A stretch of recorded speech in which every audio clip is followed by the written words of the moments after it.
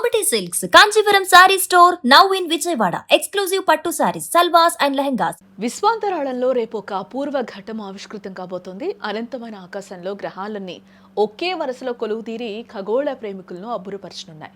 సౌర కుటుంబంలోని ప్రధాన గ్రహాలైన బృహస్పతి, బుధుడు, యురేనస్, నెప్ట్యూన్, శుక్రుడు, శని ఒకే సరళ రేఖపైకి రానున్నాయి.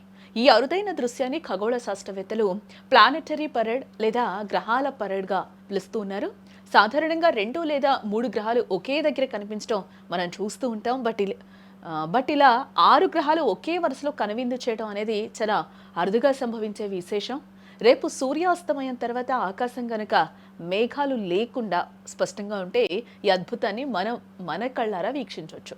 ముఖ్యంగా పశ్చిమ దిశ వైపు ఆకాశం వైపు చూస్తే బుధుడు, శుక్రుడు, బృహస్పతి, శని గ్రహాలు మనకు నేరుగా కనిపిస్తాయి. వీటిలో శుక్రగ్రహం అత్యంత ప్రకాశవంతంగా మెరుస్తూ ప్రత్యేక ఆకర్షణగా నిలుస్తుంది. ఈ అద్భుతమైన పరేడ్లో పాలు పంచుకుంటున్న గ్రహాలన్నీ వాటి కక్షల్లో తిరుగుతున్నప్పటికీ భూమి నుండి చూసే మనకు మాత్రం అవి ఒకే లైన్లో ఉన్నట్లు భ్రమ కలిగిస్తాయి. ఇది ఒక రకమైన ఆప్టికల్ ఇల్యూజన్ అని శాస్త్రవేత్తలు చెప్తూ ఉన్నారు. అయితే ఈ 6 గ్రహాల్లో అన్నింటినీ మనం నేరుగా కంటితో చూడలేం. బుధుడు, శుక్రుడు, బృహస్పతి మరియు శని గ్రహాలు కాంతివంతంగా ఉండటం వల్ల సాధారణ కళ్ళతో చూడటానికి వీలవుతుంది.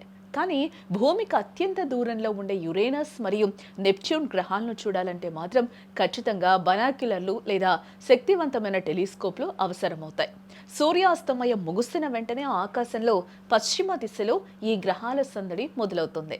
ఈ సమయంలో వాతావరణం అనుకూలిస్తే, అంటే ఆకాశం నిర్మలంగా ఉంటే ఎటువంటి అడ్డంకులు లేకుండా ఈ దృశ్యాన్ని మనం ఆస్వాదించవచ్చు.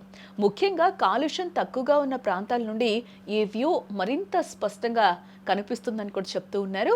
ఈ గ్రహాల పరేడ్ వెనుక ఉన్న సైన్స్ను పరిశీలిస్తే ఇవన్నీ సూర్యుని చుట్టూ తిరుగుతున్న క్రమంలో ఒకే వరుసలోకి వచ్చినట్లు అనిపిస్తుంది. శాస్త్రవేత్తల ప్రకారం ఇలా గ్రహాలన్నీ ఒకే వరుసలోకి రావటం వల్ల భూమిపై ఎటువంటి భౌతిక లేదా ప్రకృతి విపత్తులు సంభవించే అవకాశం లేదు. ఇది కేవలం ఒక ఖగోళ వింత మాత్రమే. ఇలాంటి సంఘటనలు జరిగినప్పుడు ఖగోళ శాస్త్రంపై ఆసక్తి ఉన్నవారు, విద్యార్థులు తమ టెలిస్కోప్తో సిద్ధంగా ఉంటారు. ఈ పెరెడ్ను ఫోటోలు తీయడానికి కూడా ఇదొక మంచి అవకాశం. గ్రహాలు ఒకదాని వెంట ఒకటి వరుసగా పేర్చినట్లు ఉండటం వల్ల ఆకాశం ఒక పెద్ద స్టేజ్ లాగా మారుతుంది. ముఖ్యంగా గ్రామీణ ప్రాంతాల్లో ఉన్న వారికి నగరాల్లో ఉండే లైట్ల వెలుతురు అంతగా ఉండదు కాబట్టి వారికి ఈ దృశ్యం మరింత అద్భుతంగా కనిపిస్తుంది. కాబట్టి రేపు సాయంత్రం మీ పనులని త్వరగా ముగించుకొని ఆకాశం వైపు ఓసారి చూడండి. ఎందుకంటే ఇలాంటి అరుదైన దృశ్యాలు మళ్ళీ రావు కదా.